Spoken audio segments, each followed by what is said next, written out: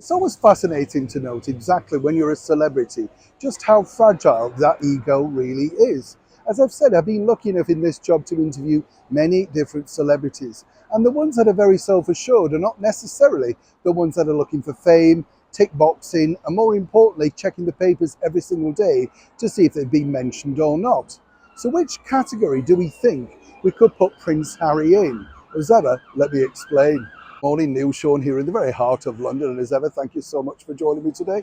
Let's have a wave. Yes, lovely to see you. Yes, we've now got Prince Harry back over here in the United Kingdom, ahead, of course, of the Well Child Awards, a big thing that he likes to attend each year and give his support to, obviously as the patron. I think what's interesting here, though, is exactly as I said in the intro, just some might say how fragile one's ego might be.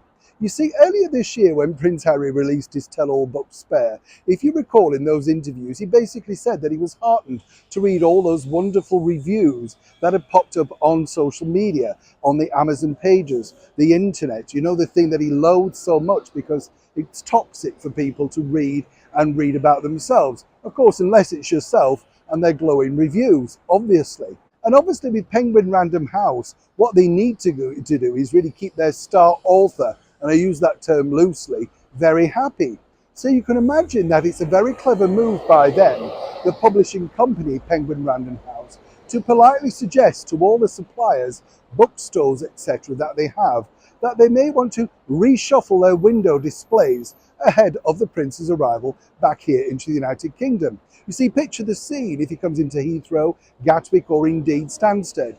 It would be helpful if perhaps a poster or indeed a collection of books was very visible in the window. Perhaps driving through central London to stay with a friend or indeed a private club, Prince Harry might gaze upon the fact that a big bookstore might have a collection of his books in the window, along with a huge poster. Now, as ever, we have to say allegedly, but this could be a very clever incentive by the publisher. You see, they need the bookstore and the bookstore needs them.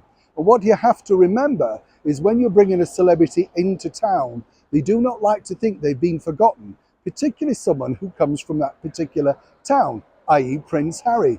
And if you don't believe me, years ago, many years ago, in the early 90s, the singing superstar Barbra Streisand was leaving Heathrow, and she spotted some posters that had been hastily put up, I might point out, about her imminent concerts here in the United Kingdom.